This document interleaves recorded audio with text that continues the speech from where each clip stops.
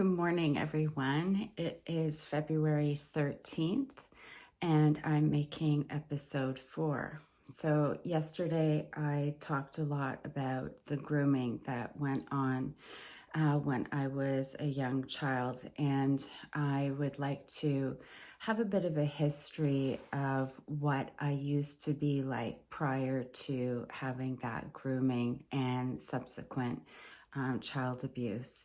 I was one of those little kids that was really, really responsible. I absolutely loved school, loved everything about school. I loved the learning. I loved taking care of my brother. I had a key around my neck and I took him to and from school when we lived in the city. And I just loved every aspect of my life. I had my grandmother who was constantly supportive of me. She had her own very difficult life's challenges that she needed to overcome, particularly alcoholism. And I know that was very difficult for her to bear and embarrassing when I used to recognize the fact that she had been drinking and was really, really sick from alcohol. So, but I had this little wonderment of I could be anything I want. I wanted to be a doctor. I wanted to be a psychologist. I wanted to be an archaeologist. I had all of these really amazing, powerful dreams.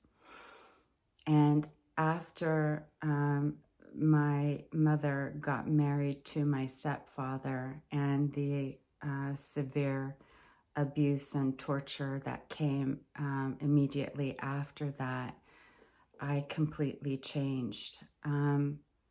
Reading was my refuge. Reading certainly helped me escape the world that I was living in. I was very cold. I was very hungry. I had a plywood floor. I had a plywood bed that was made by my stepfather. I had no door on my bedroom and a single light bulb hanging down from drywall walls. So no privacy whatsoever. And of course, no curtains on the big windows in my room. So it wasn't a fully renovated home. Other areas of the home were renovated, including my brother's room, who had carpet and a door and paint and just a beautiful, normal little boy's room. My room was never like that in the all of the years that I had lived there. I had zero privacy. I had zero safety. And I needed to basically sleep with one eye open. So I used to keep my room really, really messy. And hopefully he would trip over things in the night, or my mother would trip over things. So they would know not to come into my room without all the lights on. It was something that I thought was pretty clever at the time, keeping this. It was a disgusting mess on the floor, but it was really, really difficult to walk right toward my bed in the middle of the night without making a lot of noise and getting your feet hurt in the process. And I turned out to be someone who was absent from school a lot. My grades suffered.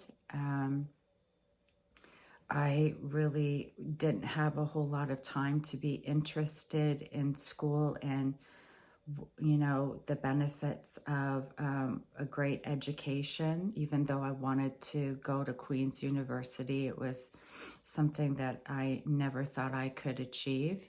I just couldn't get my grades where they needed to be. Even though I'm super intelligent, I just didn't have a place to study and or a safe place to do my homework. So my homework was rarely completed. and rarely handed in.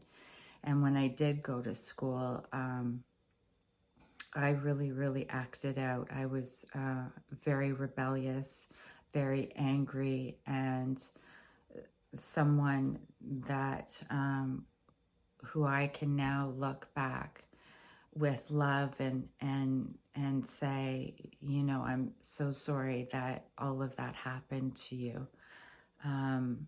And I was just suffering, outwardly suffering.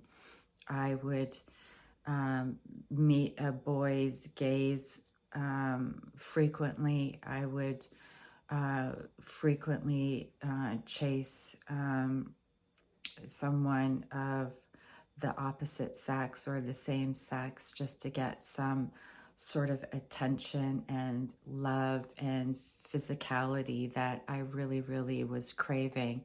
And I really thought that's all I had to give. I really believed that I was just a person with a body, a beautiful girl with a body, and that's all I had to give another person. So all of that wonderment that I had before I was 10 years old, it was just gone. I was constantly fearful. I was constantly hungry. I, in fact, would faint out of my desk at school and have to make up stories as to why I was fainting from lack of food. I couldn't have social services come to the house and look too closely. So I made up lies about how I had forgotten to eat, not that my stepfather was punishing me through food quite frequently. And you know, and it wasn't just my stepfather that paid me that kind of attention in an abusive way. It was a lot of the times it was teachers as well. Some teachers that I had growing up were just the most inappropriate, horrible people. One teacher took me behind the curtain on the stage to tell me how lucky he was to have me in his class because I was just so beautiful and I wore pretty short skirts.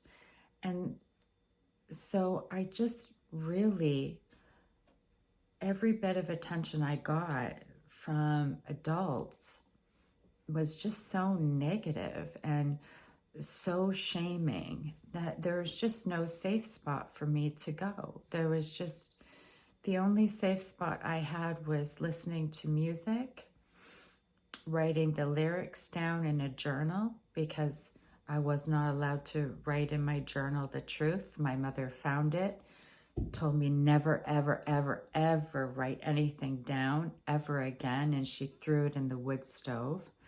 So I used to journal music lyrics, and that was a bit of relief for me to get some of my feelings out. So I really changed who I was meant to be had I not been abused so badly and just horribly tortured every single day, and having to keep aware of where I was in the house, who was close to me, how would I use the washroom by myself, how would I bathe by myself, how would I, how would I get my next meal. All of these things were things that I had to constantly think about and not just go to school. And I had to think about my brother, and how he could never see what was happening to me because I just never wanted it to ever affect his life. And for the most part of his life, he never knew.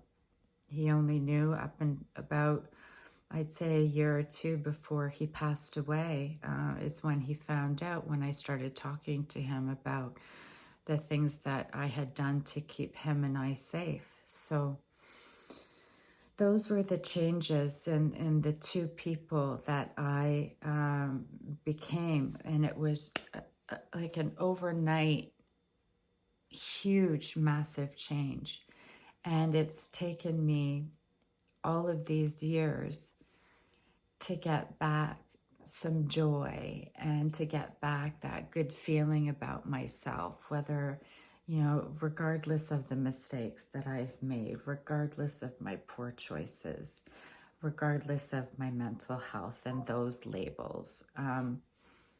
It's just taken me so many years to find peace and joy. And going to the OPP is the last part of the chapter for me, where I know that consequences will be given, will be handed out, and that has nothing to do with me. I didn't do the behavior in the first place. That was definitely my abusers, and their consequences are coming. And that's good enough for me to close that chapter. So I had a great conversation with my brand new therapist, Dr. Kate Edmonds, and wow, I'm really looking forward to this journey with her and her guidance and her really great support. It's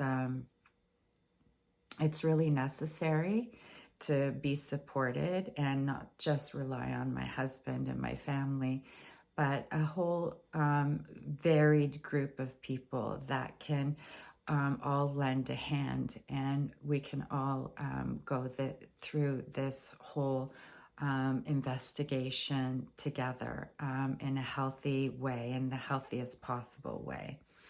So no news from the detective yet. I should be hearing from him fairly soon. When I do, I will be sure to let you know. And so, yeah, that's episode 4. So we'll see you in episode 5.